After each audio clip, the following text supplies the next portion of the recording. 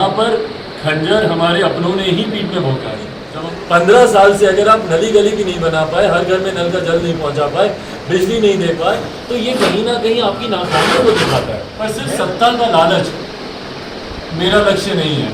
जिनका लक्ष्य है उनको मुबारक हो। कुछ लोग ऐसे हैं जो कि मंत्री बनने के लिए ना सिर्फ परिवार को बल्कि मान सम्मान पार्टी को भी धोखा देते हैं। हमारे मुख्यमंत्री तो स्वयं कह चुके हैं कि भैया बिहार में रोजगार के अवसर नहीं उत्पन्न हो सकते। क्यों? क्योंकि प्रदेश वाटर लॉक्ड है।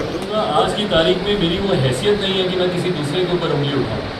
अगर मेरे साथ होते हैं तो दुनिया की कोई ताकत नहीं थी कि चिराग पासवान या रामविलास पासवान जी के परिवार को तोड़ सके या उनकी बनाई हुई पार्टी में फूट डालने का प्रयास कर सके। उनकी कर्मभूमि से इस यात्रा की हम लोगों ने शुरुआत की। मैं प्रदेश की जनता का दिल से धन्यवाद करूंगा कि जिस आशीर्वाद की मुझे उम्मीद थी, जिस संकल्प के साथ मैं निकला था, उससे कई गुना बढ़कर मुझे न सिर्फ लोगों का आशीर्वाद मिल रहा है बल्कि उनका समर्थन भी मेरी इस यात्रा को मुझे मिल रहा है। और मुझे लगता है कि एक अभूतपूर्व समर्थन इस आशीर्वाद यात्रा को मिल रहा है। एक जन सैलाब जिस तरीके से देखने को मिल रहा है, इससे पहले भी कई यात्राओं पे हम लोग निकले हैं, बिहार बचाओ यात्रा हो, बिहारी फर्स्ट यात्रा हो, पर जिस तरीके से लोगों का एक जन समर्थन, एक जन सैलाब अभी उभर कर आ रहा है और जिस तरीके से अपार आशीर्वाद लोगों का मिल रहा है।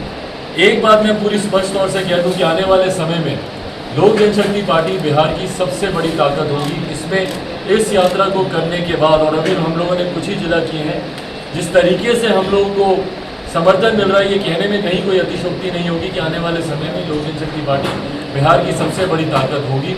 और उसके लिए मैं बिहार की जनता का मैं धन्यवाद करता हूँ। इससे पूरे तो मेरे अपनों ने ही डिच किया ना, मेरे अपनों ने ही मुझे धोखा दिया। और ईमानदारी से मैं बोलूँगा, आज की तारीख में मेरी वो हैसियत नहीं है कि मैं किसी दूसरे के ऊपर उंगली उठाऊँ। अगर मेरे साथ होते हैं तो दुनिया की कोई ताकत नहीं थी कि चिराग पासवान या रामविलास पासवान जी के परिवार को तोड़ सके या उनकी बनाई हुई पार्टी में फूट डालने का प्रयास कर सके। पर यहाँ पर खंजर हमारे अपनों ने ही पीठ में भोंका है। जब हम लोग सामने एक बड़े युद्ध की तैयारी कर रहे थे, एक बड़ी लंबी लड़ाई की तैयारी कर रहे थे, तो मुझे ये नहीं पता था कि मेरी पीठ पीछे एक महाभारत का युद्ध है जिसको मुझे अपने घर वालों के साथ ही झेलना पड़ेगा। तो ये आज की तारीख में मेरी वो हैसियत नहीं है कि मैं दूसरे पे उंगली उठाऊं कि आपने मेरा साथ क्यों नहीं दिया या आपने मेरे साथ धोखा क्यों किया, क्योंकि मेरे परिवार के सदस्यों ने ही सबसे पहले मेरे साथ धोखा किया। उसके बावजूद क्यों नहीं बिहार में बाढ़ के हालातों को रोका जा सकता है, यही सवाल मेरे बिहारी फर्स्ट विजन डॉक्यूमेंट में जो मैं मुख्यमंत्री जी से पूछता हूँ और जो मैं उनकी नीति का खिलाफ करता हूँ। मैं इस बात को मैं दोहराता हूँ, मेरा मुख्यमंत्री जी से व्यक्तिगत तौर पर कोई द्वेष नहीं है, मैं सिर्फ उनकी नीतियों का विरोधी हूँ। क्यों? क्योंकि उनकी नीतियों ने आज तक बिहार को बर्बादी की कगार पर ना सिर्फ खड़े रखा बल्कि और ढकेलने का काम किया। बाढ़ और सुखाड़ ये उसी में से एक है। मैंने निरंतरता में मुख्यमंत्री को सुझाव दिए कि आप नदियों को जोड़ने की योजना पर आप क्यों नहीं काम करते हैं, क्यों नहीं कैनल्स बनाकर हमारे बाढ़ के पानी को ऐसे इलाकों में डाइवर्ट किया जाता है जहाँ पर उतना पानी नहीं गिरता है या जहाँ पर सुखाड़ जैसे हालात रहते हैं। आधा प्रदेश यहाँ बाढ़ से प्रभावित रहता है, आधा प्रदेश हम लोग का सुखाड़ से भी प्रभावित रहता है। तो इन योजनाओं पर हम लोगों को काम करने की जरूरत है जिस पर कभी मुख्यमंत्री जी ने ध्यान ही नहीं दिया। और ये डालेंगे तो हम ईटा रोड़ी लेकर आएंगे, हम सीमेंट लेकर आएंगे। भैया ये आपको करना ही करना है, ये मूलभूत जरूरत है। इसको आप विकास का आप चोला नहीं पहना सकते। सड़क बनाने की बात हो, नली गली बनाने की बात हो, हर घर में नल जल पहुँचाने की बात हो, बिजली पहुँचाने की बात हो, इसको आप प्रदेश की योजना का हिस्सा आप नहीं बना सकते, इसको आप गवर्नमेंट का एजेंडा नहीं बना सकते। ये आपको वैसे ही करना, और अभी तक तो आपको कर लेना चाहिए था मुख्यमंत्री जी। 15 साल से अगर आप नली गली भी नहीं बना पाए, हर घर में नल का जल नहीं पहुंचा पाए, बिजली नहीं दे पाए, तो ये कहीं ना कहीं आपकी नाकामियों को दिखाता है। मैं जब बात करता हूँ बिहार में विकास की, मैं बात करता हूँ आप IT सेक्टर्स लेकर आए। क्यों आज की तारीख में भी मेरे युवा साथी को गुरुग्राम, दिल्ली, बम्बई, बेंगलोर जाना पड़ता है? वो IT जॉब्स यहाँ पे क्यों नहीं क्रिएट हो सकती? उसके लिए सिंगल विंडो क्लियरेंसेस की जरूरत है। MNCs अगर यहाँ पर आप इनवाइट करते हैं, उनको अगर यहाँ पर फैक्ट्री खोलने के लिए अगर आप बुलाते हैं, लैंड रिफॉर्म्स ही नहीं है आपके जो इन तमाम चीज़ों में सुविधा दें कि भैया कोई MNC आ जाए या IT सेक्टर के लोग यहाँ पर आकर व्यवसाय शुरू करें। और हमारे मुख्यमंत्री तो स्वयं कह चुके हैं कि भैया बिहार में रोजगार के अवसर नहीं उत्पन्न हो सकते। क्यों? क्योंकि प्रदेश वाटर लॉक्ड है। तो मेरी धारणा सिर्फ इसीलिए बदल जाए, क्यों? क्योंकि मेरी कोई व्यक्तिगत महत्वाकांक्षा तथाकथित जो लोगों को लगती हो कि शायद मेरी महत्वाकांक्षा हो और उसको पूरा नहीं किया गया, इसलिए मेरी धारणा उनके प्रति बदल जाए, ऐसा होगा नहीं। अगर मुझे सिर्फ मंत्री ही बनने का लालच होता तो आप इस बात को अच्छी तरीके से आप जानेंगे और मानेंगे कि मेरे पास वो समय था, मेरे पास तमाम वो संभावनाएं थी। अगर मैं इस गठबंधन में रहता, मुख्यमंत्री नीतीश कुमार जी की खराब नीतियों का समर्थन करता, उनके सामने नतमस्तक रहता, तो आज ना सिर्फ बिहार में मेरे 2 मंत्री होते, आज मैं केंद्रीय मंत्री की हैसियत से आप लोगों के सामने मैं मौजूद होता।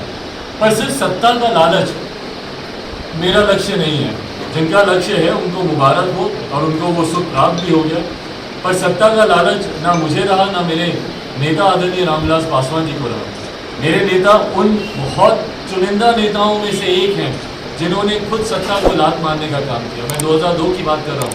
केंद्रीय मंत्री होने के नाते अगर उन्हें लगा कि कहीं पर उनके विचारों के साथ कहीं पर समझौता हो रहा है तो उन्होंने तुरंत उस वक्त केंद्रीय मंत्री पद से उन्होंने इस्तीफा देना उचित समझा। पर वहीं कहीं कुछ ऐसे लोग भी हैं जो मंत्री बनने के लिए न सिर्फ परिवार को बल्कि पार्टी, जिसको हमारे नेता हमेशा माँ की तरह सम्मान देते थे, कुछ लोग ऐसे हैं जो कि मंत्री बनने के लिए न सिर्फ परिवार को बल्कि माँ समान पार्टी को भी धोखा देते हैं। हम लोग का लक्ष्य Bihar first, Bihari first vision document जो मेरे नेता आदरणीय रामविलास पासवान जी की अंतिम इच्छा, उनका अंतिम सपना रहा है, मेरा लक्ष्य उसको धरातल पर उतारना है। तो जैसा मैंने कहा कि मेरा लक्ष्य बड़ा है, मैं छोटी बातों में अपने आप को उलझाना नहीं चाहता।